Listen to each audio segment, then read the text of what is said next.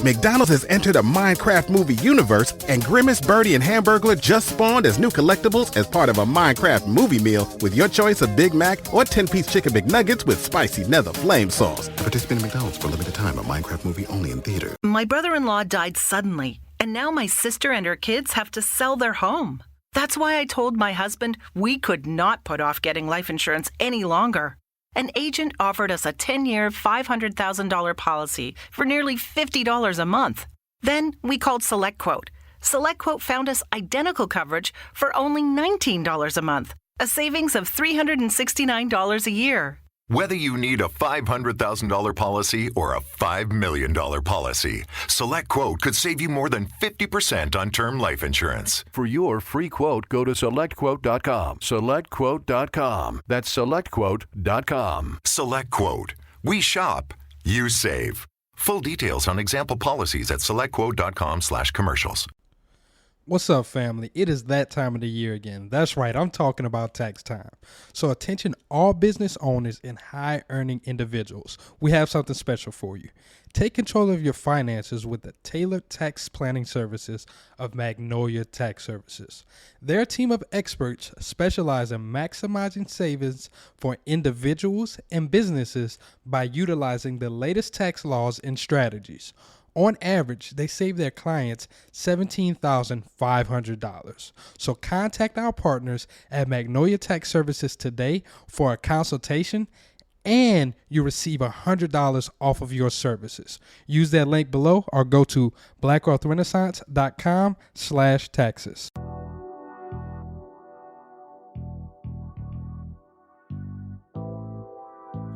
There's no purpose in teaching anybody who don't really want to learn, who really don't want to get to it. Everybody want to play entrepreneur. They don't want the sacrifice that come with this shit. Truly. Late nights, early mornings. You're going to lose friends, lose girlfriends, family going to call you crazy, not going to believe in you, then you make it, and then everybody going to be like, I'm proud of you, let me get some money. What I've realized that wealthy people understand, and people in general, it's the small concepts that you can apply to get wealthy.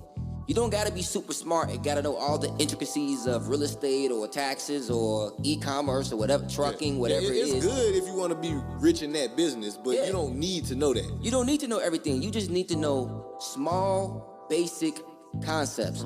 And one of the smallest basic concepts that anybody can understand is get money, buy income. Get money, buy more money. I woke up feeling wealthy today. My bank account might not agree, but hey, that shit on the way. Me and my niggas laying brick on top of brick till we straight. If you the type that play the victim, you can't come in my space. You know this game ain't for the weak, it's hard to carry this weight. I keep my balance through the ups and downs, I'm never gonna break. You feel the purpose in my spirit when you look in my face. Cause this ain't a second I can waste, I'm putting food on plate.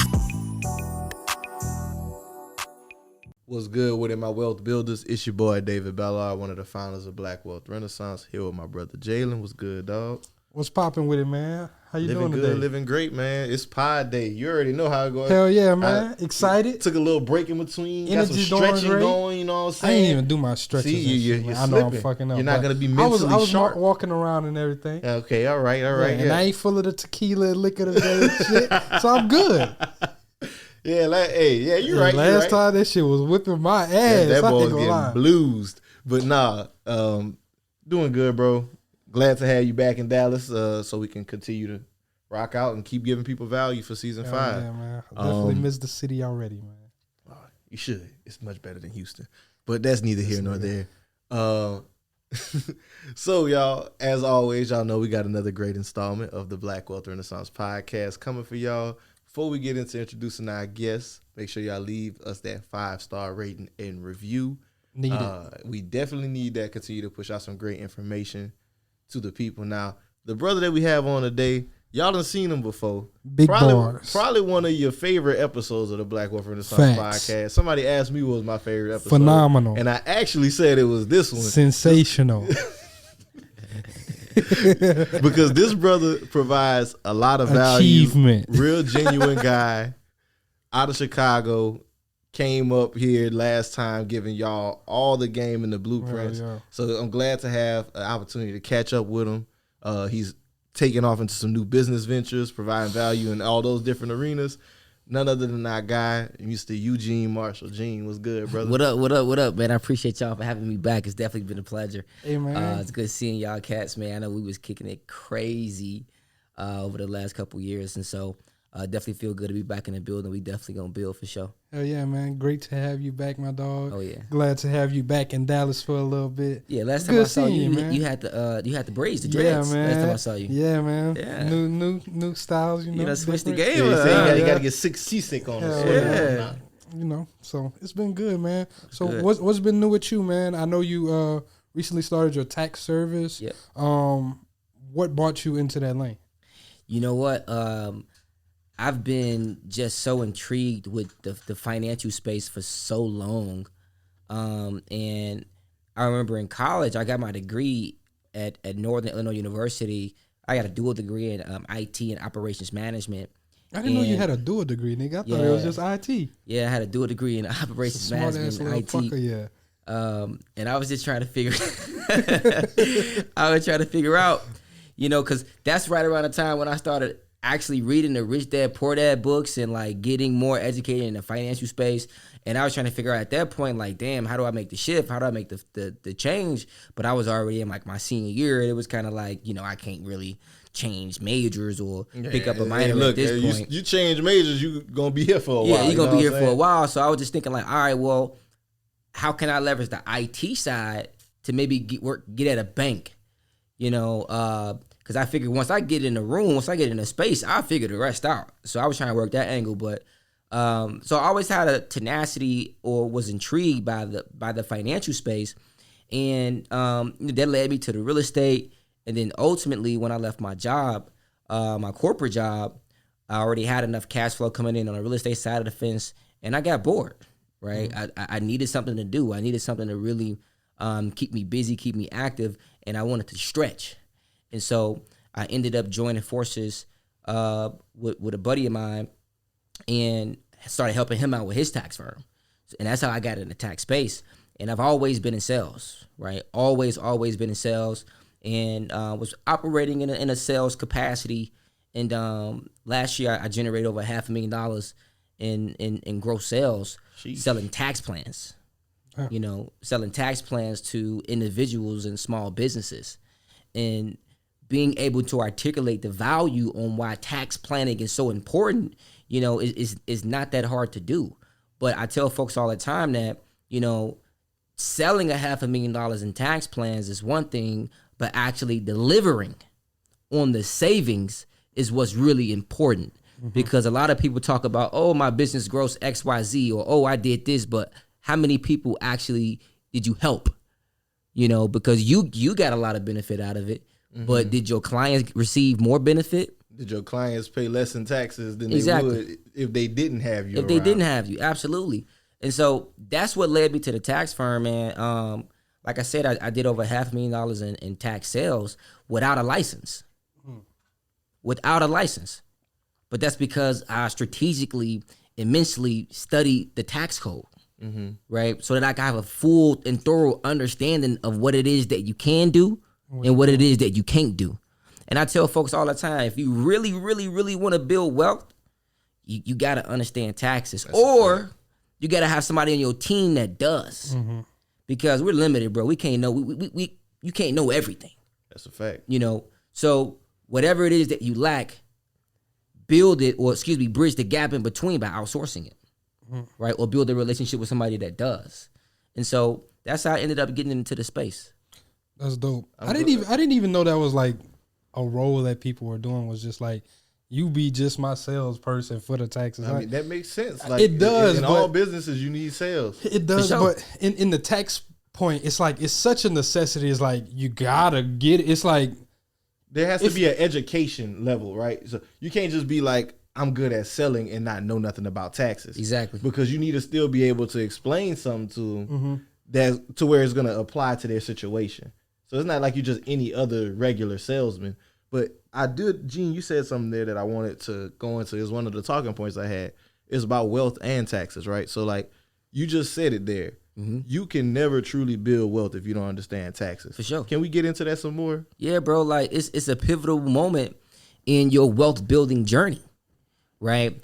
a lot of people spend most of their time and energy focusing on how to generate income, but they never spend no time, energy, or money figuring out how to save income, right? You should be spending 10% of the money that you make on saving the money. And the only way to do that is if you tax plan.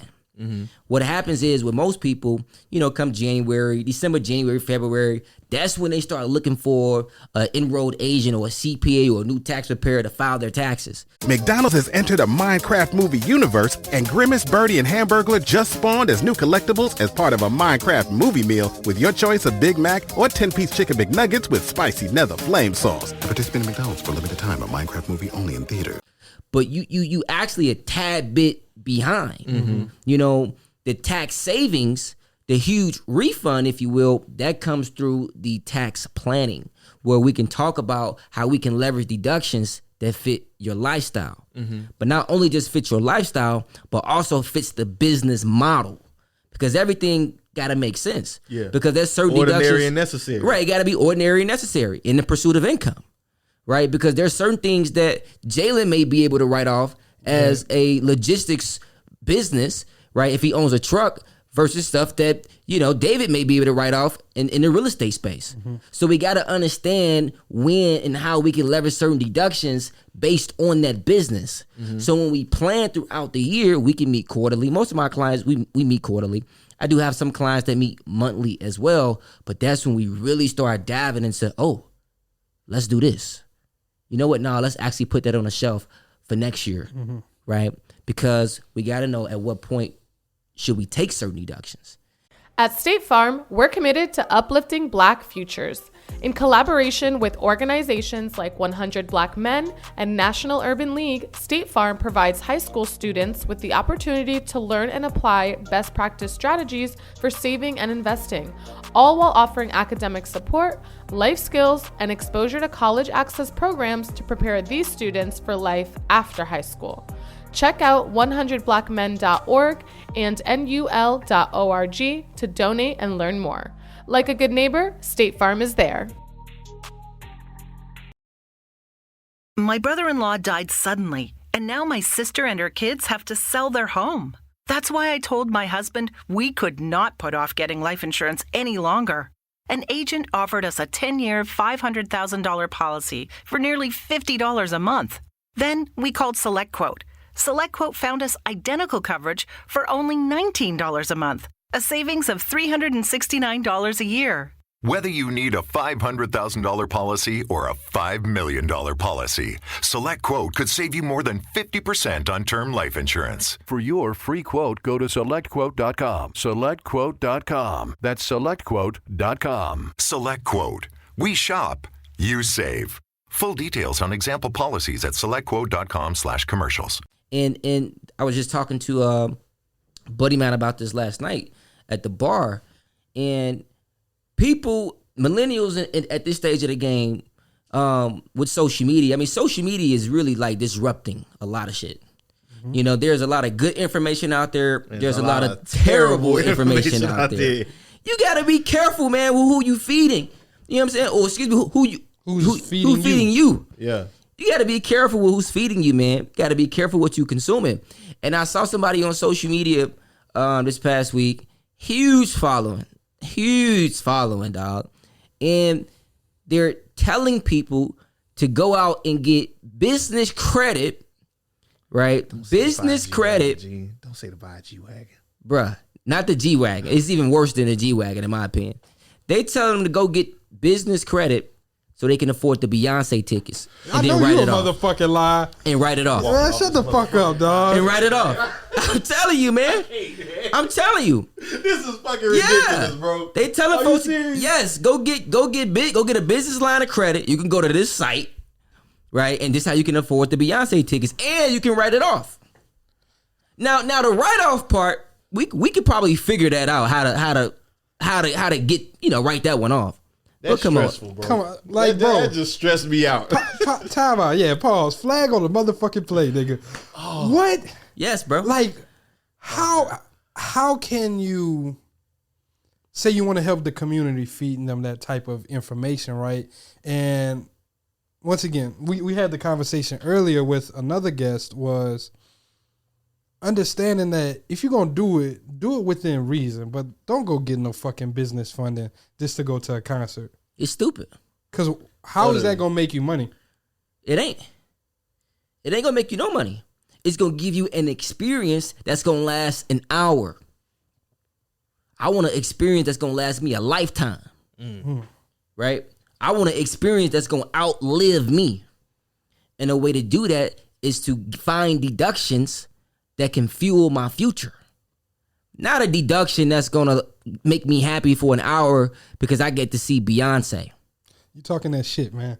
Because he was upset about the G-Wagon shit. And it's something that definitely irked us too, because it's like, once again, you're telling people that this is one of the best deductions you can get, you know, buy you a vehicle with because 6,000. This was the last year they could do it, right? Like, you know, 6,000 pounds. But it's like, there's so many more things that you can deduct that will be so much more beneficial to you. Now, if you have, let's say you have a business where that G-Wagon is, you know, necessary, maybe a car service, or you're working with high net worth clientele, you driving them around and stuff like that. That's understandable. But if you're just getting it just to write it off, to not pay Uncle Sam, now you're putting yourself into a hole where you're not paying Uncle Sam the money, but now you bought the vehicle. Now you got to pay the bank the money for the damn loan. And you wrote off $100,000, the whole thing. So now you also made it harder to qualify for funding. Exactly. If you didn't have that revenue to justify spending $180,000 on a car. Exactly. You fucked. You know, to be frank, yeah. To be frank. And so we got to be very careful, man, with who we are allowing to feed us information. You know, and again, that's why I'm a big proponent of finding deductions or leveraging the tax code in ways that can fund and fuel my future. Instead of buying a G-Wagon, go buy you some cash flow, right? Instead of going to the Beyonce concert, go max out an HSA, right? There's plenty of things that we could be doing other than doing that. Or you go buy you some cash flow and use that cash flow to go to buy Beyonce. Get yourself in position. You might got to sit down. You might got to sit down this tour. You can't make this tour. It ain't going to be the last one. It won't be the last one. The last one might be, the next one might be 10 G's or 15 G's. But you've already created that system that continues to pay you over time where now you can go without having to trade your time for money. Right? And that's a whole nother topic. But we got to understand the full wealth cycle. We got to understand the full wealth cycle. And the tax component, bro, is everything. Because whether you like it or not, the one thing that we all got in common. We're going to die and we're going to pay them taxes. You're going to die and you're going to pay some taxes. That's a fact. They going to come get your ass. Right. Or they going to come get you. So you might as well hire somebody that you can trust, that's knowledgeable, that can coach you, train you, and educate you throughout the process.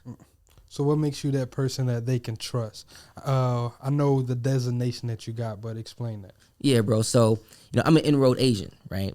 I have the highest federal designation from the IRS, right? So enrolled agents, we specialize in understanding the tax code, right? And not only that, but we talk about how we can leverage the tax code specifically for your lifestyle, right? It's all tax strategy. On the other hand, with CPA, it's a question I get quite often. What's the difference between a CPA and the enrolled agent? Well, a certified public accountant, they're focusing on accounting for things in your return. They're very good at tax preparation, right? EAs, and there's some CPAs too, but EAs, right, that fully understand the tax code, we're really trying to figure out how we can leverage tax strategies, right, to fit your lifestyle to ultimately minimize your tax liability. So a lot of my clients, they come over to me from, having conversations with their CPA, and I'm educating them on things that their CPA haven't even told them, right? But I say, hey, look, go to your CPA and tell your CPA this is what you need done, right? You spoke with Eugene. Eugene gave you the strategy. We'll type it up for you. We'll write it all out for you, and then we'll get you a nice packet that you can go over and take to your CPA and tell your CPA, here's what I need to account for in my tax return. Or better yet, if you want, you can just stay here with us, right? And we'll do everything for you. So now you have a one-stop shop where we can tax plan, right? And we can get you in position for tax preparation. That's where the magic happens, bro. And that's why tax planning is so important. You got a tax plan, especially if you own and operate a small business. And if you don't own and operate a small business, you're still a great candidate for tax planning. So I know we mentioned in tax planning, and you kind of said that tax planning is throughout the year putting together what's going to be expenses for your business that are ordinary and necessary. So I kind of want to get into some of those things that we don't know about the tax code that we don't leverage, right? Because I think I read it somewhere. It's like the tax code is like 260 odd pages, something like that. And the first 10 pages are about how to pay taxes. And the other 250 is like how not to pay taxes. So what are some of those things that small business owners miss that you can give an example of? Bro, I mean, the easiest one, I mean, it's so simple, so easy. And like I said, I like, what are the deductions that I like? Deductions that fuel your future. Oh, I thought you was talking about that specific one we talked about. No, yeah. Okay. Deductions that fuel your future. Deductions that fuel your future. The easiest one, bro, it's the easiest one if you're healthy, is an HSA, health savings account. It's the easiest one, bro. You know, some people call it the triple tax threat, right? I call it the quadruple tax threat. Why you call it quadruple? Here's why I call it quadruple. You get a deduction for contributing to the plan. From your business. From your business. Okay. Or even if you work a W-2 job, right? It lowers your taxable income from your W-2 job as well, from your salary. Okay. So you get a tax deduction for contributing to the plan. The money grows tax-free. It's because it's taxed whenever you first put it in, right? No. It's a tax deduction. You get a tax deduction. Okay, It's pre-tax. Okay. Pre-tax, right? Now the money grows tax-free. I'm getting tax-free growth on the money. I can invest the money in the market. The money is growing now, right? Not only that, the third one, I can spend the money on qualified medical expenses, right? I want to go get some new glasses. I gotta go see my hygienist and get my teeth clean. Or I'm getting veneers, or perhaps you traveling to Turkey and you want to get a hair implant like Akon, right? Like there's things out there that you can get a deduction for that you can actually use in the future. Because whether we like it or not, look, keep living. Keep on living. You're gonna have some medical expenses. Whether we like it or not. The body gonna deteriorate. So you might as well invest in your body. You might as well invest in your health and get a tax deduction for doing so. And Jalen made this point before too.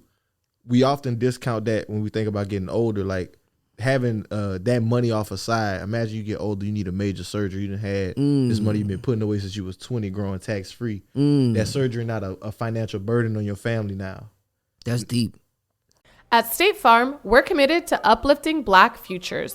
In collaboration with organizations like 100 Black Men and National Urban League, State Farm provides high school students with the opportunity to learn and apply best practice strategies for saving and investing, all while offering academic support, life skills, and exposure to college access programs to prepare these students for life after high school. Check out 100blackmen.org and nul.org to donate and learn more. Like a good neighbor, State Farm is there. I switched to Boost Mobile and got a free Samsung Galaxy A23 5G phone. Want to know the best part? It was free? Nope. The fact that it's on America's largest 5G networks? Nope. It's the ding. Oh yeah, love the ding. Right? It's all about the ding. It's the dingarooski, the dingaroner, the ring-a-ding-ding.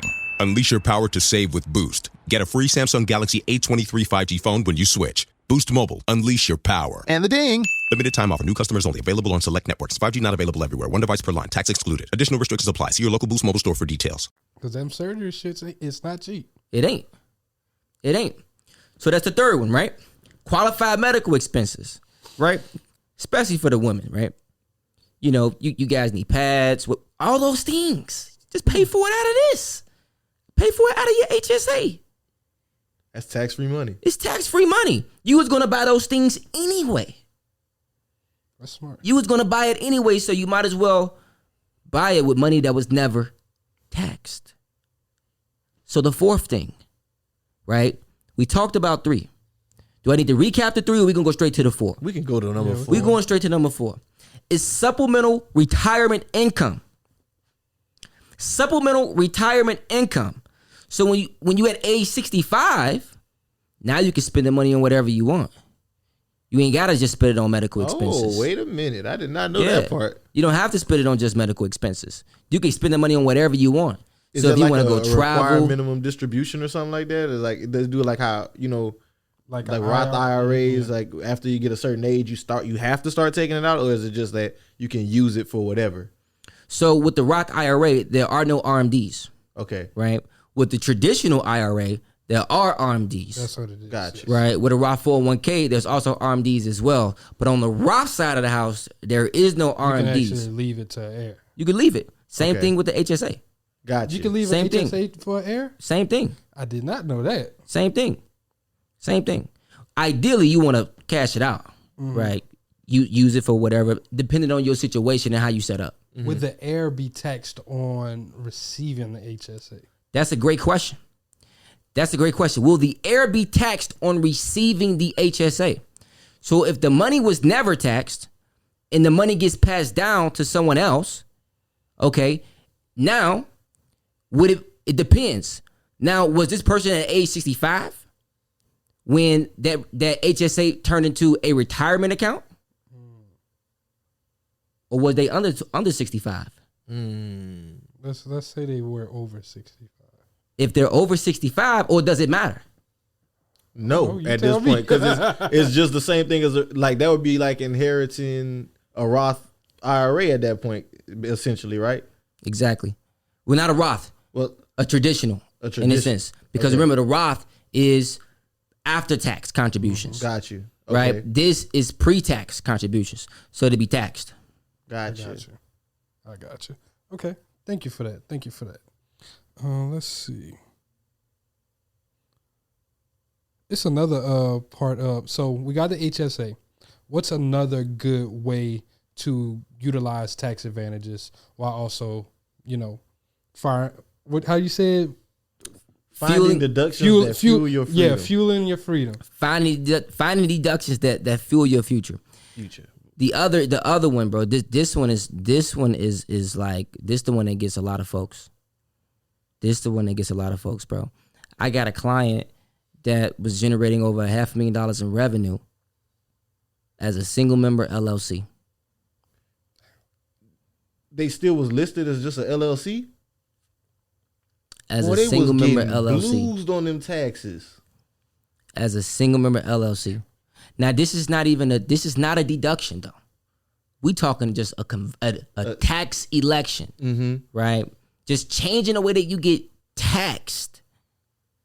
Bro, he was paying so much money in self-employment tax. Cause what you got the 15.3%, and then on top of that, it's a pass through. He made $500,000, so that means that full 500 was taxed on him personally. What tax bracket that is? That's like 37%. So you damn near paying 52% of your income in taxes, bro. Do you know how quick we shifted that client from a single member LLC to an S corp? I'm pretty sure the second he told y'all was immediately. Give me that form. What is it, 1120S? That's the tax form, right? That we file taxes on. Got you. Right. The form for the conversion is the 2553 form. Okay. That's the form that we leverage for the conversion. And as I'm talking to this client, I'm asking, okay, how long have you been generating $500,000 in revenue? How much did you make last year? I made $600 last year. So you made more than you did last year than you did this year? Huh. You got a copy of those returns too? Yeah, I got a copy of those returns. Okay, send it over. Let me and my team analyze the return. I feel like it's some money on the table for you. So What a lot of people don't know and don't realize is that you can also backdate your S-Corp election as well. Yeah. You can backdate your S-Corp election. So he had his business. Like limited by a certain amount of years? 3 years. 3 years. 3 years. You can go as far back as year 3, right? Or the last 3 years. So it's 2020, 2021, 2020, 2019. Right? And we can backdate and say, hey, as of January 1st, 2019, Jalen Clark LLC is an S-Corp. Of course, we would have to go through the work of amending the return and doing all of that. But at that point, it doesn't matter. How much money will that save you? Because there's so much money on the table. That's the easiest thing. But a lot of people don't. And with social media, again, right, everybody pushing. That was another thing that was hot with the G-Wagon. S-Corp, S-Corp, S-Corp, S-Corp. The NBA playoffs are here, and I'm getting my bets in on FanDuel. Talk to me, Chuck GPT. What do you know? All sorts of interesting stuff, even Charles Barkley's greatest fear. Hey, nobody needs to know that. New customers bet $5 and get $250 in bonus bets if you win. FanDuel, America's #1 sportsbook. 21 plus and present in Virginia. Must be first online real money wager. $5 deposit required. Bonus issued is non-withdrawable bonus bets that expires 7 days after receipt. Restrictions apply. See full terms at FanDuel.com/sportsbook. Gambling problem? Call 1-800-GAMBLER. But a lot of folks don't really talk about, you know, some of the revenue to have exactly the revenue, the maintenance, you know, the process and the upkeep, and what you have to be doing in the business to make sure that you are in compliance. I think you gotta actually you gotta be paid through your business once you do S-Corp. Absolutely, right? absolutely. You paid on payroll. What else it is? You gotta file like a corporation with the state in a sense, right? You got to have your meeting minutes and all this other stuff. Absolutely. And then each state is different, if I'm not mistaken, right? Absolutely. Absolutely. The first, and here's where folks go wrong with the S-Corp, right? Here's where a lot of folks go wrong. They overpay themselves. Right? When you have an S-Corp, all you have to do is pay yourself what is known as reasonable compensation. Right? Reasonable compensation. No more, no less. And with the terrible information that's out here, you got folks that are operating as a single member LLC running payroll for themselves. You shouldn't be running payroll for yourself as a single member LLC. You can do distribution. Because, exactly, right? When you're a single member LLC, what you pay yourself is the net profit, right? Which is known as owner's distributions, right? But again, with social media, we got, run W-2 payroll, run W-2 payroll. And you got some folks thinking they are S-Corp because they hit the button on the Secretary of State website but they didn't file the form. And so they're running payroll. I'm glad we're having this conversation again right now because this is something Carter said to me once, and it stuck with me. Experts are expensive, but doing amateur shit costs you a fortune. The problem with social media, I think, is, and I'll be on this campaign all year because I think niggas need to hear this. Stop trying to learn everything in a fucking minute, bro. Thinking that you're going to learn everything from somebody in a minute. So, pay an expert. Like, whenever you giving this information out, right, it's like, okay, great. Gene told me the form I need to use. He told me this. Oh, I can go figure it out on my own. Stop doing that shit because there might be another nuance in it that we didn't get an opportunity to discuss that you should probably talk about with somebody who's doing this for a living. I just always got to stress that because I see like people, they get so caught up on like the G-Wagon craze or like file an S-Corp, but it's like, okay, but do you really know what you're doing? Right. Like, do you really know? And if you don't know, spend the money with somebody who does. And that's the reason why I knew that the difference between the distribution and actually paying yourself is because we paid somebody to teach us this shit too. Like, nigga, we had to get with a CPA that could teach us this shit. You got to know the game, dog. And I want to build on what you just said. You know, people in this day and age, man, they operate with a microwavable mindset. That's facts. You know, they want instant results. Popcorn head. Yeah, they want instant results. You know, they want to listen to a podcast today and go flip houses tomorrow. But it don't work like that. Wish it did. You got to put the time in. And there's certain things that an episode is not going to be able to fully give you. there's certain things that, you know, reading one book is not going to fully be able to give you, you know. And also, too, people in this space, they only give you enough information so that you can reach out to a licensed professional. Most of us have clothes that we've loved for years, maybe even decades, but it's harder than ever to find clothes that will stand the test of time. If you're looking for more pieces designed to last, you can't go wrong with American Giant. From hoodies and t-shirts to denim and more, they've got everything you need to build a wardrobe that you'll be proud of for years to come. All American Giant clothing is created with a commitment to doing things better. From the materials they use down to the last stitch in every piece. And everything is made right here in America, in partnership with people and communities. Because keeping things local ensures the kind of quality you'll appreciate as soon as you receive your order. Discover the American Giant difference today. Shop wardrobe essentials that last a lifetime at American-Giant.com and get 20% off your first order when you use code LT23 at checkout. That's 20% off your first order at American-Giant.com. Promo code LT23. These days, having versatile clothing you can wear anywhere is a must. That's why American Giant makes clothing that fits into your life and is made to last. Plus, with an impressive selection of staples to choose from, there's something for everyone. And it's all made right here in the USA. Find your new wardrobe staples at American-Giant.com and get 20% off your order when you use code WA23 at checkout. That's 20% off your first order at American-Giant.com. Promo code WA23. Right? That's the whole marketing piece to everything that we do. The game is sold, not told. The game is sold, it's not told.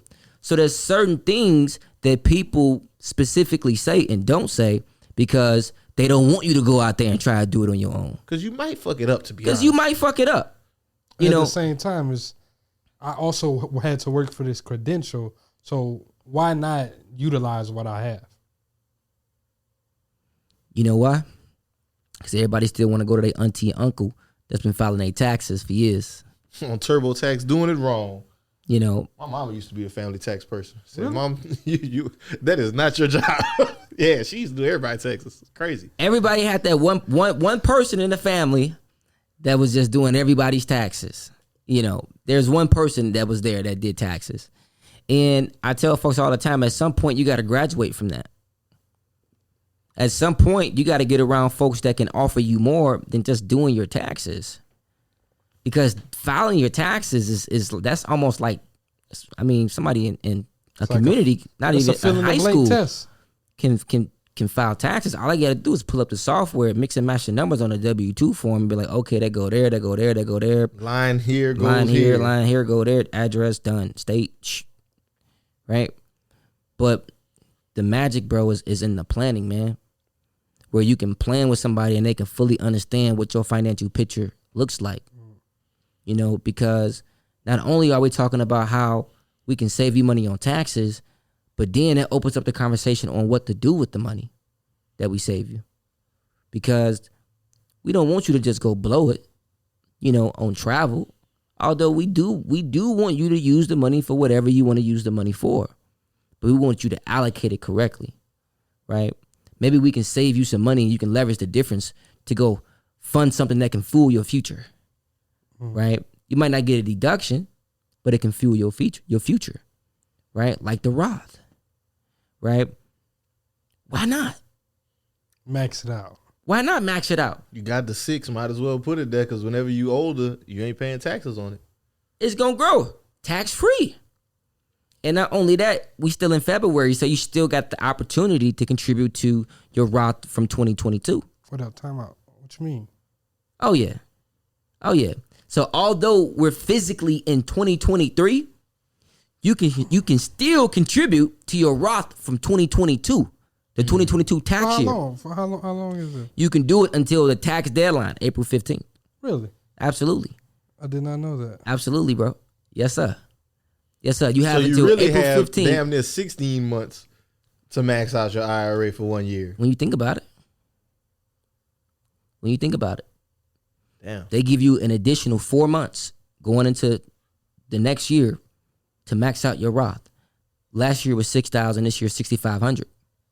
Right? So we got to just start thinking. There's There's somebody listening to this podcast right now. You probably got a Roth. Or you probably don't have a Roth, but this is a great opportunity for you to open one up. Put a portion of your income tax refund in there, right? And let that thing systemize and grow for you. Get some compound growth. Just invest in the index fund. Don't do That's all it. the complicated shit. Just keep it simple. Just keep it, just KISS. Simple. That's the best acronym that I learned. Simple, stupid. Keep it simple, stupid. I love the that moment one that too. you start to try to complicate shit, you in all these discords and they talking about doing this swing trades and doing all of this, bruh. Pump your brakes. Pump your brakes. Right? Statistically, the data shows the folks that buy and hold beat the traders every day. Beat the traders every day. Because the average person has no business trading. They have no business business trading. Even not even average person, hedge funds. Oh, I think over the past 20 years, there may be one or two hedge funds that actually have outpaced the growth of like the S&P 500. So it's like, why make it complicated? You don't need to know how to be an option trader. You don't need to know how to swing trade, all that stuff. You get the Roth, make it passive, keep it simple. Settle the Roth, go to your brokerage, buy a fucking SPY. SPY-vu. Same shit. VTI. Can't go wrong. Not at all. That's some game. Just saying, y'all look up those tickers, bro. It's the easiest way. And here's one thing I want to say too. I like boring money. I like boring money, man. Say that again, man. I like we need boring to talk money. about it. You know, what's boring money, Gene? I like the money that just works, right? The shit that's been working for the last 50, 40, 60 years. Mm-hmm. You know, I'm not trying to get overly excited about a new opportunity. I want to do what's always been working. And we know the S&P 500 works. We know buying index funds work. So why waste all that energy, time, effort trying to research each individual stock and trying to learn options trading? I've been there. I done did some options. I done hit big. I done lost big. But I've always won just holding. You ain't never lying. I always won just holding. 17% for the year already. I mean, like even this past week in the stock market, right? Like a lot of companies was beat down, but this past week, shit went up. Like just holding at the end of the day, you're gonna get the benefit because you own it. Mm-hmm. If you sell it, you made the money. If you hold it, you own it. Like you can keep it forever. Who's to say that like right now we in a little downturn, but 5 years from now everything might be 5x from where we at. So just keep it simple, man. You know why I also like boring money? Because the other money, we can call it excited money, right? It's typically something you're doing on impulse. Think about it. Most people invest on impulse. Most people spend a lot of FOMO on impulse. A lot of FOMO, right? And so I like the boring money, bro, because I'm balanced. I got a clear mind about what I'm contributing to. I got a clear mind on what I'm investing in. Mm-hmm. And I'm not being sold on this grand opportunity. Now, there are some grand opportunities that really do exist. But at the same time, you got to be prepared for that shit too, though. You got to be prepared. You got to be prepared and you got to be early. Like going to a conversation earlier, talking about like the NFT thing, right?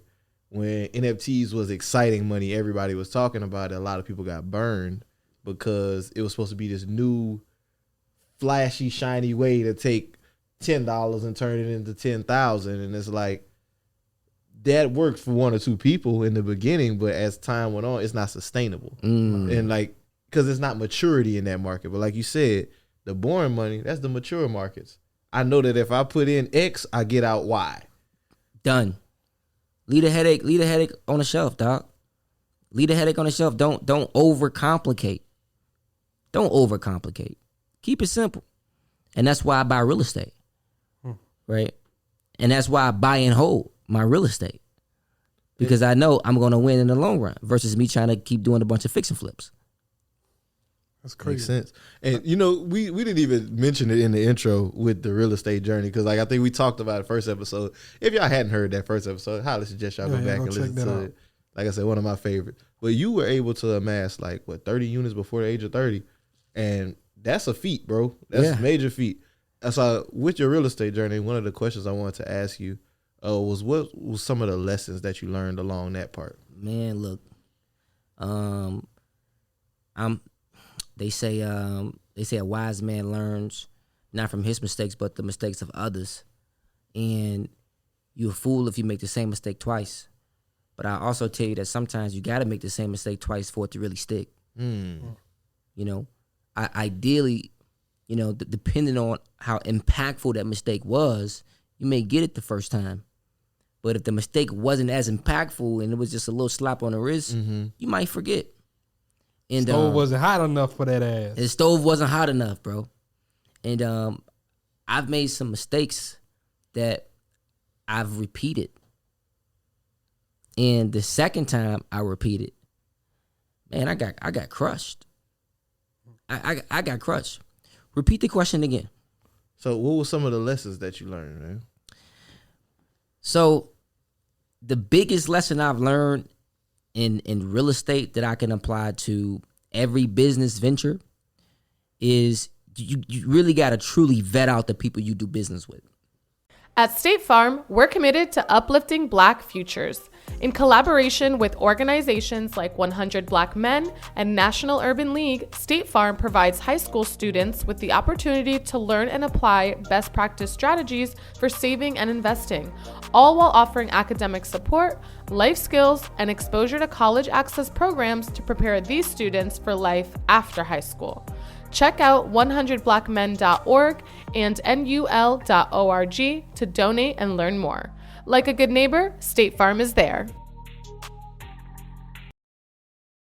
I switched to Boost Mobile and got a free Samsung Galaxy A23 5G phone. Want to know the best part? It was free? Nope. The fact that it's on America's largest 5G networks? Nope. It's the ding. Oh yeah, love the ding. Right? It's all about the ding. It's the dingarooski, the dingaroner, the ring-a-ding-ding.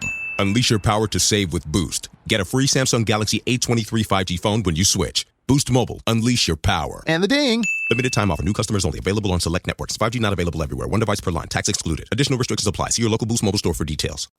You know, you gotta vet out the people that you do business with, and you gotta look at their characteristic traits, personality. You damn near want to know what their money habits is, right? Their perspective on money, how they view things, what their relationship with money is like. Because all those things determine how they're going to treat your money. Right? That's facts. And I don't want a motherfucker treating my money not the same how I'm gonna treat it. In most cases, folks not gonna treat your money how you gonna treat it anyway. But I want the person to be damn close. You know. We got to be financially compatible. And here, check this out.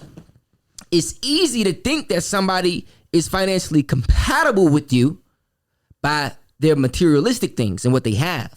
It's so easy to think, oh, this person got a fly car, or oh, this person got, a house over there, He or she must know how to manage money well. And a lot of times that we can get caught up in who somebody else is, we forget who we is. We forget how equally important we are. And we get off our system. And systems is not just meant for businesses. It's for life. The world operating systems. The world operating systems. That's what this book right here is teaching.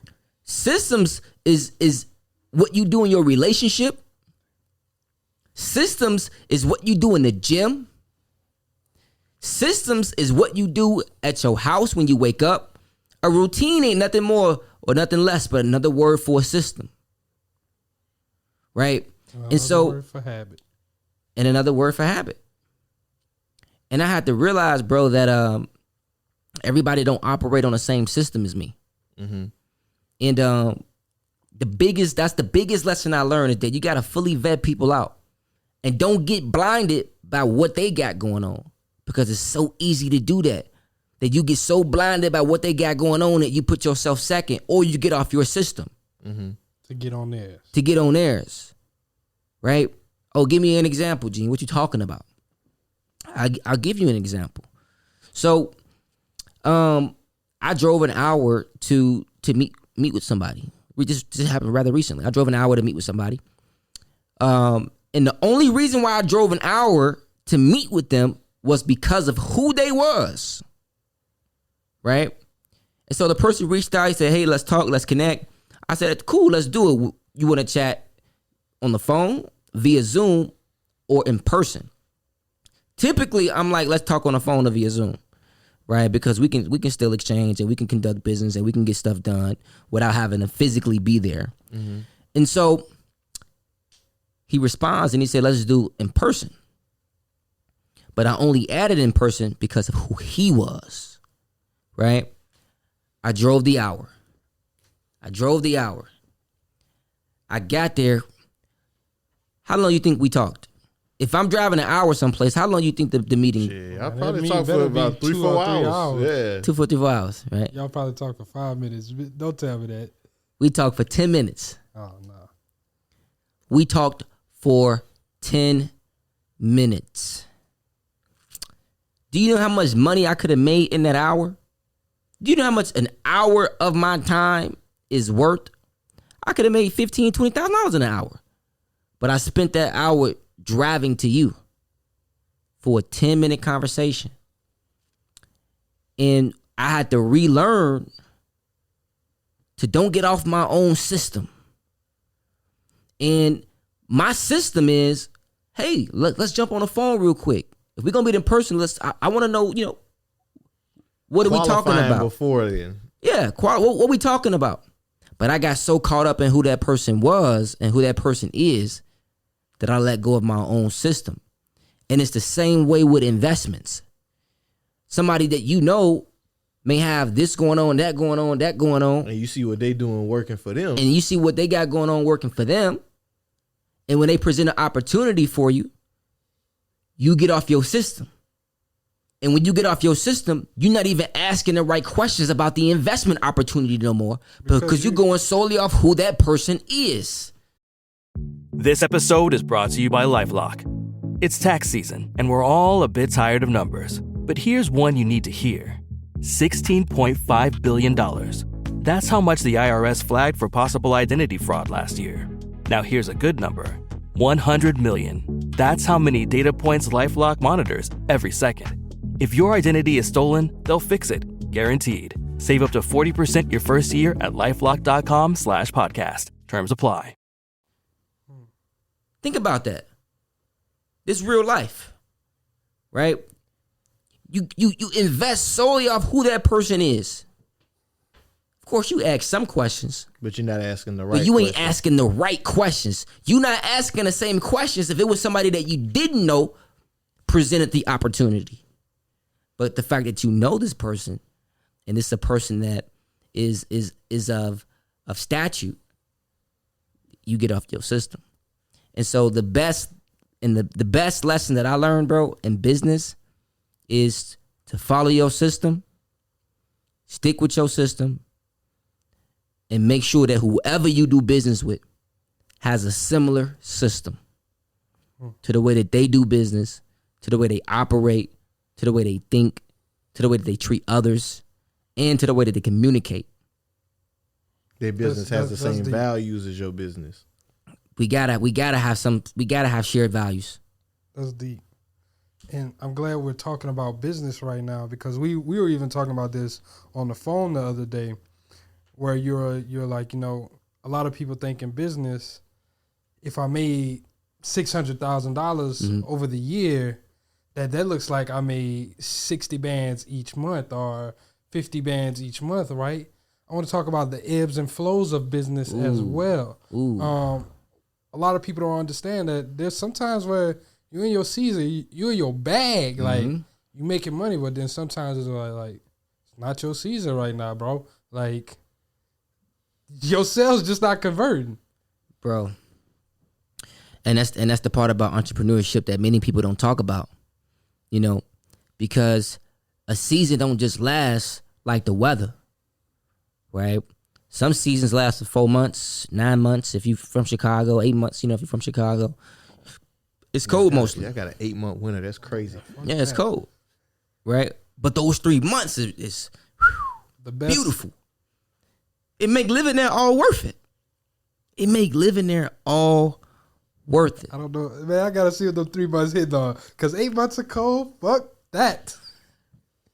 But to the point of seasons, mm-hmm. and this is where I think, proper preparation prevents poor performance. You gotta properly prepare for those seasons. When it's sunny, prepare for when it rains. When shit is going good in life, when shit is going good in your business, prepare for when it rains. Or prepare for when it don't rain, depending on your perspective and how you view the analogy. And so, bro, I done been in positions, man, where I had to pay people out of my personal pocket.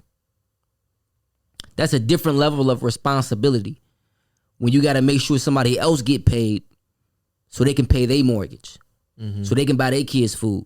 I done been in that position, bro, where I had to pay people out of my personal pocket, not out of the business, right? Out of my personal pocket to keep the business going. But thankfully, proper preparation prevents poor performance. So how long can you stick it out through that dry season? Do you have funds set aside? Do you have the funds set aside? aside? Are you managing your business money right? Are you doing the tragic mistake of bank account accounting? That's the thing we trying to get people away from, man. Have all your money in one account is a no-go. Do not do that shit. Or are you mentally stable? That's another aspect. That's another big one for business. Because if you're not mentally stable, your business is not gonna be stable. Bro, the toughest time to start a business is when you're not mentally stable. Right? And part of you being mentally stable, you gotta be financially stable. Right? The worst time to start a business is when you're in survival mode. That's a fact. You can't even think straight. You in panic mode. All the time. All the time. Every dollar you getting, you got to pay a bill. Every dollar you getting, you got to go do this. You ain't even giving the dollar the opportunity to go make another dollar for you. Are you a small business owner looking to grow and expand your operations? Are you tired of all the gurus promising getting rich quick and then offering no results? At Black Wealth Renaissance, we understand the unique challenges business owners face in securing funding, and that's why we're excited to offer comprehensive funding solutions in partnership with ULeverage Capital. With ULeverage Capital, we've given you access to the Business Credit Builder, which is a powerful software that walks you through the process step by step of how to build business credit and guarantees you will secure the funding you need to grow and expand your business. Visit blackwealthrenaissance.com/funding today and get started on building your business credit and securing the funding you need to grow and expand your business to the next level. Again, that's blackwealthrenaissance.com/funding. And partnerships, right? To go back to partnerships. The reason why that was a $80,000 plus lesson for me. I lost over $80,000 last year, bro.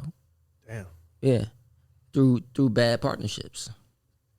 And I just wanted to revisit that, just so people know that it's real. Like I'm not up here just talking to you and saying, hey, follow a system. Like, no, I lost $80,000. For stepping off your path. For stepping off my system. All the same things you just shared with us, getting blinded off of the fact that, like, okay, this is how I do things, but because of who this person is, and that's a major lesson right there, especially with partnerships like this. I'm glad you shared that about vetting, especially that thing about mindsets, because I think that's something that is very underlooked. Like, yeah, you can go into business with your friends and people that you like, but if your mindset about things ain't the same, it's always going to create some friction somewhere down the line. It looks different at every phase, right?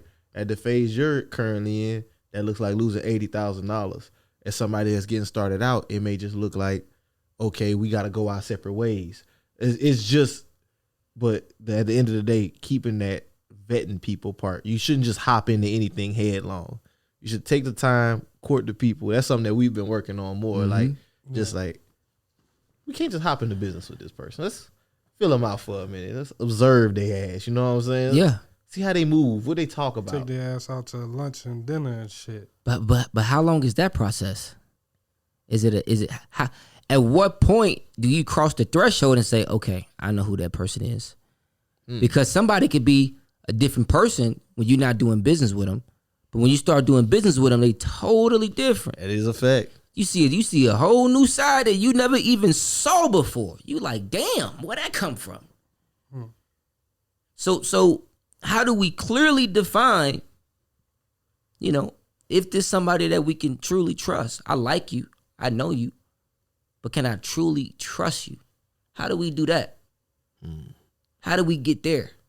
It's almost like you got to put people in a position where you exemplify a small amount of trust in a sense, in a way that won't be harmful to you. Exactly. You can't give them the whole thing, right? Exactly. Looking like vesting. If you're getting somebody in your company, it's like, okay, you want to join the company, you want to eventually be a fourth or a quarter owner of the company. Well, I'm not gonna just give you the 25% off the rip. You got to work for that. Right. Like, okay, you want to work with us? We'll do a conditional thing where it's like, we'll give you 3% year building over year. And if you produce these results as promised, now you can become this person. But it's not like a jump off the cliff. It's almost like just let's take baby steps. We may like this person, like you said, we may know them a bit, we may like them, but in order to figure out if we can really trust them, we got to put some trust in them, but not just throwing everything in them and like blindly trusting motherfuckers. That's how you get burned. That's how you get burned, bro. Follow your system. What's your system? Man, bro, my system, first things first, I operate with the highest level of integrity, period. If we doing business and the deal go bad, I'm going to let you know right away. I'm going to communicate effectively, right? I'm not trying to fix shit in the background before I tell you. And then when you tell me that the deal went bad 6 months ago, 8 months ago. Yeah, nah, that's crazy. Because now I'm mad. Like, bitch, you could have been told this. We could have been figured something out. We could have been figured it out. So the first thing is you got to operate with the highest level of integrity. That's the first thing in my system, right? Because when I do that, I know that the universe, I know that God is going to give me that back in return. And everybody deserves honesty anyway. Because you playing with their finances. So the first thing is integrity. The second thing is the communication piece. You got to have an open line of communication. And a lot of people, they can't communicate when stuff ain't working out. It's easy to tell somebody when stuff is going good. Oh, man, we just made blah, blah, blah. It's hard to say we just lost $3,000, $2,000. The deal ain't working out. But you got to be that same person all the way through. You got to be that same person all the way through, man. You can't just be, it's just like motivation. You know what I'm saying? People wake up motivated one day, and the next day they're not motivated no more. Like Jayla said the other day, it started raining, it was cold outside, gym attendance cut in half. You was motivated, but did you have a discipline to follow through? And me personally, now I've adapted determination over motivation. Oh yeah. If I'm determined to reach this goal, I don't give a fuck how I'm feeling. I'm gonna figure it out. Exactly. The third of my system, you got to be disciplined in your business practices. You got to be disciplined in your business practices, man. You got to. If you ain't disciplined in your business practices, you ain't running no business.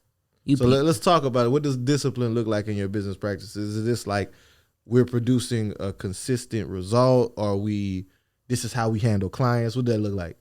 All of the above. Being disciplined in your business practice could just be being fully present every day. Doing it consistently. You can't bring personal stuff, over into a client conversation with your attitude. And that's a disease that a lot of people don't even realize is an actual disease. Your attitude and how you view things and how you treat people. Right? And so you got to be disciplined in your business practice. How do you be disciplined in your business practice? Put some money to the side. Have some cash reserves. For every dollar you make, maybe you need to save 10%, 30%. You're going to have to pay taxes. So put some money back for that. That's being disciplined in your business practices. Mm-hmm. Because what happens when you get the unexpected invoice? What happens? You scrambling if you got bad practices. You scrambling if you got bad practices. You got to be disciplined in your business practices, and you got to deliver, right? If we say, hey, we're going to turn this thing around for you within 7 to 10 business days, turn around in 5. Whatever your turnaround time is, you want to, what they say, you want to over-deliver, under-promise. You want to you want to develop a good system. Do that. Over-deliver and under-promise. I ain't never met somebody who got mad they got something early that they wanted. You right. I was just telling him about some stuff with insurance Never. adjuster. I was like, yo, I tell these people they gonna get this money in this time, but I know it's gonna get that sooner. Right. And they always happy. Always happy. Always. You gotta be disciplined in your business practice, man. And another thing about being disciplined in your business practice, going back to vetting folks out. Because at some point as your business scale, you may be looking to hire. Mm-hmm. And when you need talent, when you really need talent, it's easy to get off your system. It is. It's easy to get off your system because now you're trying to fill this gap in the business. Right? Now you're trying to fill this gap in the business that you ain't even thinking about, okay, does this person have the same or share the same values as me? Is this person going to work hard at Is they going to work hard? Am I going to have to micromanage? Am I going to have to micromanage them? Yeah. Right? Are they going to show up? Are they going to bring drama into this? They going to be gossiping all the time? Or they going to be a team player? Mm-hmm. So you got to be disciplined in all things, man. And that's why discipline is probably the number one skill set that most wealthy people have in common. They're disciplined. They ain't motivated. They woke up every day and it was consistent. Something heavy for your mind right there. So, Gene, I did have another question. And E, can you pause the timer thingy? And it's gonna go off on us in a second. Appreciate it. Now we were talking about credit earlier. We talked about business credit, how people, making some follies with it. But I did want to talk about like some of the tax advantages to using credit and business credit instead of like paying stuff with debit wise. Absolutely. You should always be using a business. If your credit is in shape, mm-hmm. If your credit is not in shape, recognize and know that credit can always be repaired, rebuilt, and restored. Right? Those are the 3 R's of credit. And so you should always be using your business credit card if you have some good established credit. Why? Because if you got a good business credit card, you're going to get points. Right? I like spending money knowing I'm going to get something in return. Mm-hmm. If I'm just spending my business debit card all the time, I'm not getting anything in return. Not at all. And I don't have enough protection as if I would have leveraging a business credit card. Because if somebody hacked that account, it's different than somebody hacking that credit exactly. Because they spend the bank's money. They spend the bank money, bank gonna get it back. They spend your money. Tough titties, niggas. So you consumer, what websites did you put your credit card in? Excuse me, your debit card in. So having business credit, bro, is pivotal. Because at some point, the reason why we're in business is because we're separating ourselves from the thing that actually generates the income. Mm-hmm. So if we want to continue down that road of separating ourselves, then we got to figure out how we can establish a lifeline or a flow of currency for the business that is not associated with us at all. And having access to credit, bro, that's a game changer. That's a game changer. What do you do in that dry season when the money isn't coming in? How do you keep the business going? How you keep payroll going? How you keep payroll going? You might got to use a business credit card. Mm-hmm. You might have to use a business credit card just to keep the fucking lights on. And that's why having some form of business credit is important, bro. Because that business credit will save you when that business income can't. And I kind of want to drill down on David's question. I know he asked like the advantages with taxes. And correct me if I'm wrong. Are you talking about like how a loan is not taxed versus using your personal cash is? To a degree, yeah, kind of. Okay. Oh yeah, loans, bro. When the government came out with loans, that was the easiest thing for folks to get rich. That's the easiest thing for folks to get rich, bro, because loans are not taxable.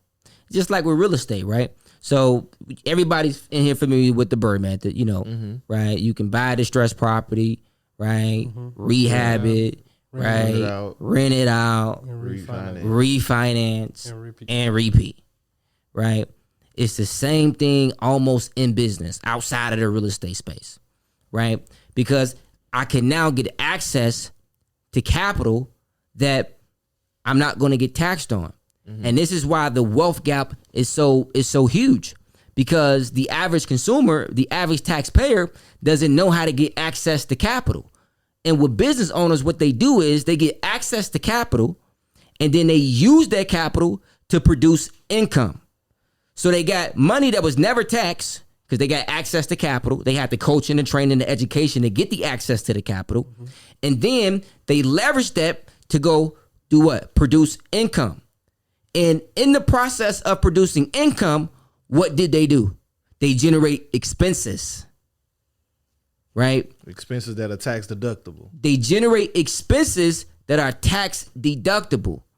So although they're generating income by leveraging the capital that they receive from the bank, but they're also getting a ton of expenses in the pursuit of income that's driving their tax liability down, right?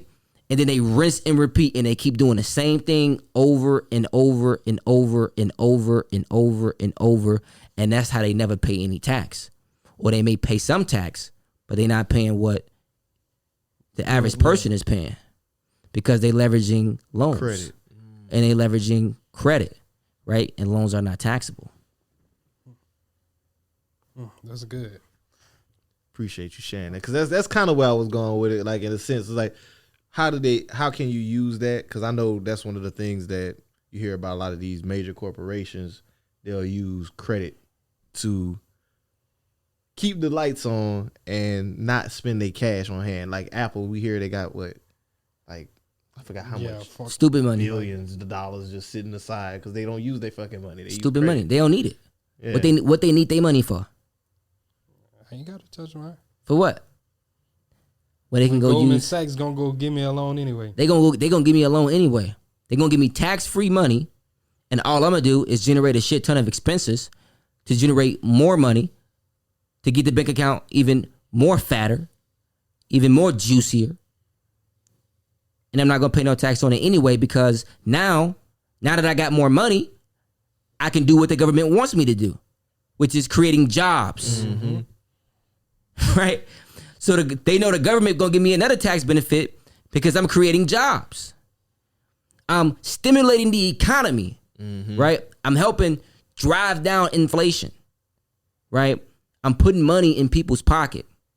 And not only that, but in most cases, we have a business that's actually changing the way that we do business.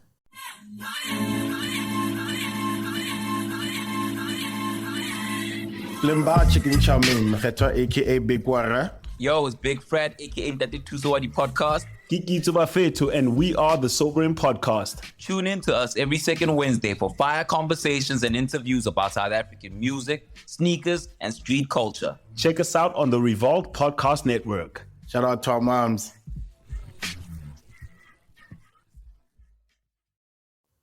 Because technology is growing. Everybody in this stage of the game, bro, they in some way operate in the tech space. In some way, tech is involved in everything that we do. It's involved in everything that we do. Yeah, definitely at this point. So we just got to figure out, man, how do we get on the other side of the table? How do we get access to capital so that we can generate expenses in the pursuit of income and pay less on the income that we make, but also make sure that we're still in position to go get more capital? And that's why real estate is so important to this whole tax thing. Because what happens is a lot of people, they're just trying to find deductions, right? Oh, meals. Oh, internet. Oh, this hoodie for marketing and advertising. Oh, supplies. But like I said, I'm a big proponent of finding deductions that can fuel your future. So why not go buy some cash flow? Why not go buy a real estate property that you can accelerate the depreciation on and offset the income that you're generating in your business, or offset the income that you're making from your W-2 job? And not only that, what happens is the bank will add the depreciation back to your income. So when you go get some funding, the money's still there. So how do we make, and this is what I tell folks to do all the time. If you're looking for an accountant, right, a tax accountant, the number one question is, how can I maximize my deductions while also making sure that I remain profitable on paper as well? That's a very good question. That's the number one question, because you can get all these write-offs and go get the business credit card and go to the Beyonce shit and write that off, right? But how do we move strategically?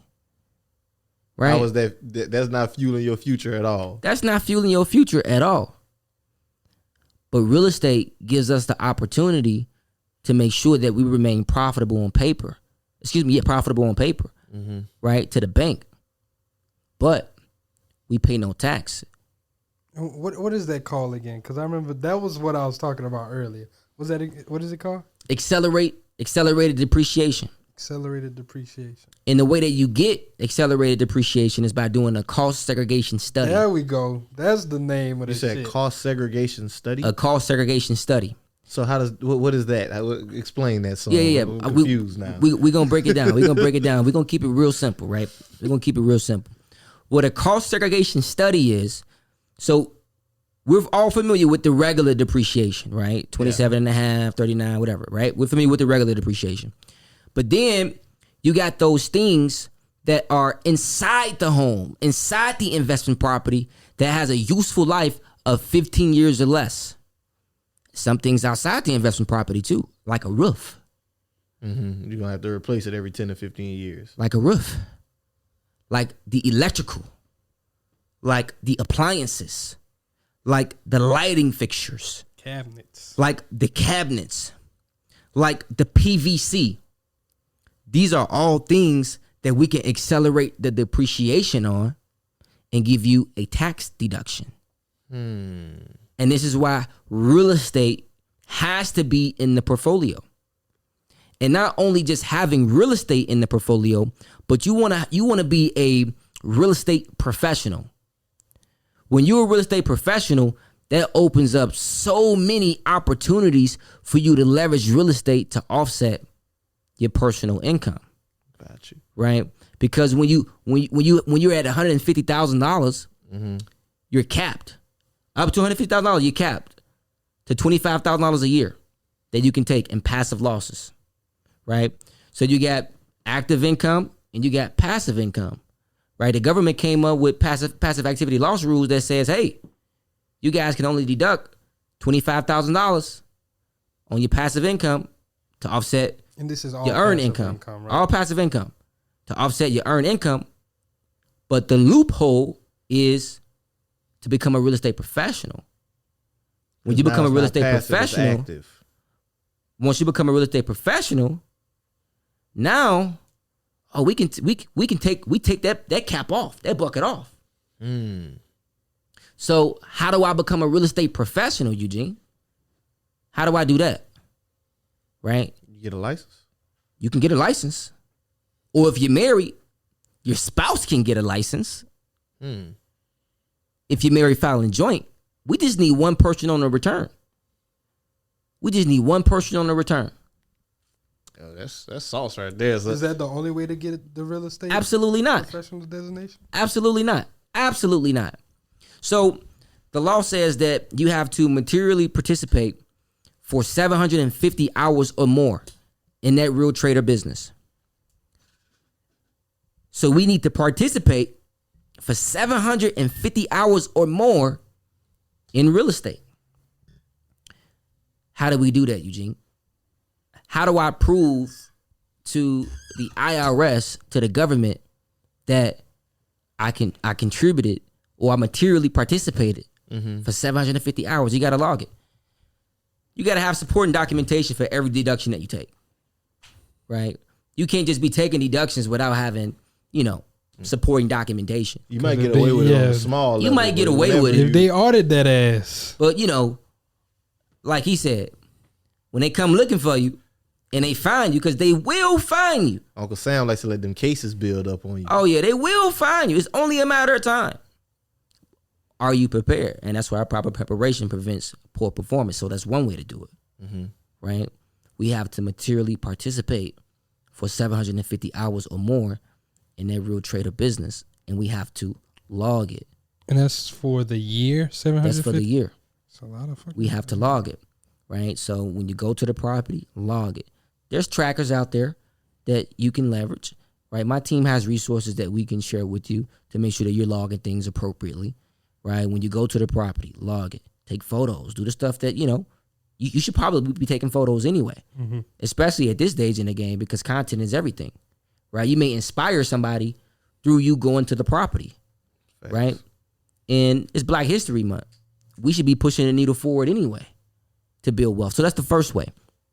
The second way is they came up with an exception. So what's the exception? Airbnb. Short-term rentals. So that makes you a real estate professional without the 750 hours? That can make you a real estate professional without the 750. But wait, there's more. Without the 750. Wow. Okay. All you have to do is rent out your property to a renter on Airbnb for 7 days or less, but more than 14 days throughout the year. For 7 days or less, but more than 14 days throughout the year. And we can qualify you as a real estate professional that way. So because it's not passive, because they're not, if they stay more than 7 days, that makes them a tenant? You get dicey. Okay. You get dicey. Because I know you said less than 7 days for a consecutive stay, but more than 14 for the year. Exactly. That's why y'all need an EA on your team, man. That's that intricate stuff. Because I did want to clear something up with cost segregation study. That shit been burning in my head. So whenever you do cost segregation studies and accelerate your depreciation, are you then waiving like the standard depreciation that you would do? Is it kind of like a tax situation, like a standard deduction versus itemized? Exactly. That's exactly what it is. Exactly. Okay. So, and I'm glad you bring that up. So it got to make sense, depending on the person, right? If I got a client that's generating a ton of revenue, okay, for you, yeah, let's do some accelerated depreciation. Or if I got a client that says, hey, I don't plan on having this property for long. Maybe they're getting ready to sell it in a year or 2 years. Okay, maybe we don't accelerate the depreciation, because when you sell it, there's this thing called depreciation recapture. Okay. Right? There's this thing called depreciation recapture where it can, it can bite you a little bit, right? So we got to be very, very meticulous and specific on what deductions we take and when. But in real estate, we should be buying and holding anyway. That's how we pass down assets. Buy and hold, right? You just, man, I'm goddamn blown away. It's one more part that I want to make. So with the Airbnb part, it doesn't have to be like a Airbnb unit. You can do this with a personal home, correct? Absolutely. So even if you don't own a full portfolio, you can still even if you got a single family home. It don't got to be multifamily. Arbitrage too? If you do arbitrage? Not arbitrage. Okay. Not arbitrage. You do have to own it. Okay. Yeah, you do have to own it to take depreciation. Got you. Absolutely. Makes sense though. Absolutely. That's fire, man. Hell yeah. High level tax conversations. Hell yeah. Every time G come on, he don't disappoint, man. I already Bro. This what we gotta get like a little Gene pop up section. Hell man. yeah. And I can just call it, hey G, what you doing? Let's talk some shit. But nah, man, Eugene, definitely appreciate you joining us today, man. It's been great chopping it up with you. So we are gonna pivot into some of our last few questions. For me, my favorite question to ask everybody: what are you doing right now to secure your wealth?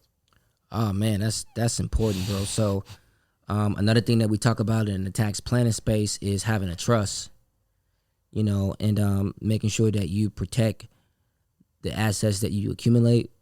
And the last thing that you want is for your assets to be at the hands of a judge determining, who gets what and how much, and like a lot of us, and his family. Yeah, bro. Like Takeoff, like Chadwick Boseman, Prince, Michael Jackson is still making money to this day because he had the proper paperwork. Think about that. A document. He had the proper paperwork, bro. And for me, man, it's just making sure I got the right paperwork and I'm structured correctly. Right? You ain't pierced nothing, right? Ain't no corporate veils getting pierced around this joint. Ain't no corporate veils. And it's on that point, and I, not to go too off topic, but even on the real estate piece, what happens is a lot of people think that just because they bought the property in a business name that the asset is protected. But it's not. People can still come after the business, and if the business whatever the business owns, those assets could be at risk. If you but got when we 10 shift properties on one LLC, they all at risk? Yeah. When we shift things to a trust, certain things you can't do. Right? Can't sue a land trust. Can't sue a land trust? Can't sue a land trust. And that's just a trust that owns property. Like, it's a trust that owns real estate. Damn. So we gotta make sure our paperwork correct. That'd be the answer to that question. I got 3 questions for you now. First one, are you frugal or are you a flexer? Don't lie. I'm frugal, bro. I had my year. 2021 was, dude, and I was talking about this last night with X. It's man, you can get high on your success quick. You can get high off your success and really kick it and like blow some.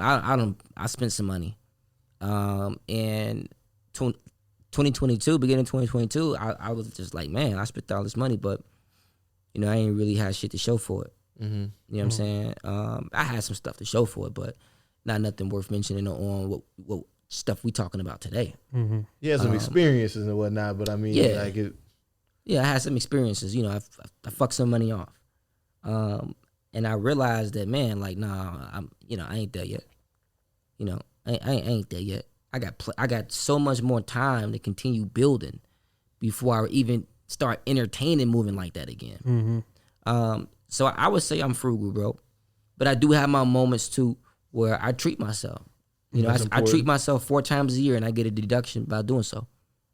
Hey, that's what's up, dog. That's very important too. Cause I mean, it's like finding that balance in it, right? Yeah. It's not like you don't want to. When we say frugal, people start thinking like penny pinching, a miserly person that they live only for money. No, you're just responsible with your money, and you make sure you're taking care of yourself. That enjoyment piece is important. It is, bro. I ain't never seen nobody get rich pinching pennies. Never. You know, like that one nigga that was cooking them fucking eggs on that damn car. Oh, that man, nigga, that was crazy, dog. Wildin'. And I know he wasn't fucking rich. I'll tell you that much. My second question, you kind of already answered it, is, you know, what are you doing to protect your wealth? So you talked about the trust and everything. My last question, though, is, do you have life insurance? Absolutely. Absolutely. Said, of course. What do you mean? You gotta have life insurance. You gotta have some form of life insurance, man. That's important, bro. And that connects back to the trust, you know, and making sure that you got some proper estate planning. It's everything, bro. You gotta have some proper estate planning, you know. So absolutely, I got life insurance, bro. That's what's up. Well, Gene, appreciate you for coming on again, my brother. Let the people know where they can tap in with you, where they can follow you, and if they would like to actually, you know, access your tax firm and become a client, what do they have to do as well?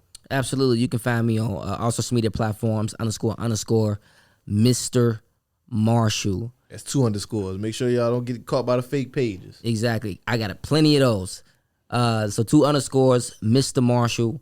And the best way to get in contact with the firm is to click the link that's going to be in the show notes, right? Click the link that's going to be in the show notes. That's going to give you access to the team. Or go to blackwealthrenaissance.com/taxes. Or that, right? Whatever you got to do, just do it. But that's the best way. And the link that BWR got, that's the link where you're going to get direct access to me, right? I'm going to make sure that you and I can have a powerful conversation. We're going to have a powerful 30-minute conversation. Yeah. Hey, up, my brother? If you done tapped into this podcast, you already know the type of value. We only scratching the surface on this pod. So that's what y'all to know. This man dive into something. He has the knowledge and skills. So, hey, I suggest they go ahead and do it. If you're looking for somebody to get your taxes right, especially you're an entrepreneur, he's not somebody that just does taxes. You're also in business. So, hell yeah. So I want to say thank you to all the listeners who listen week in and week out. Appreciate y'all so much. Thank y'all for helping grow our show to where it's currently at. Once again, y'all make sure y'all tap into Magnolia Tax Services for all your tax needs this tax season. I want to say y'all be on the lookout for our event. Might be doing a little small pop-up in Houston. So y'all definitely get those tickets. The way you'll be able to access those tickets is by texting events to 337-455-7778. Yeah, I haven't said it in a while. 337-455-7778. Yes, sir. I used to have a little rhyme, but I ain't gonna be corny no more. Yeah, but no, definitely y'all tap in with us. Also, I know we mentioned funding on this episode as well. If you're looking to get funding for your business, you're in the process trying to grow, scale, and you need funding, mess with us and our partners here at ULeverage Capital, at the Business Credit Builder. Step-by-step process going to walk you through. Go to blackwealthrenaissance.com/funding and we'll get you right. But that's it really on my end, man. I don't know if you got anything else for the people. That's all I got, my brother. So until next time, this is Black Wealth Renaissance signing out. Peace. Peace.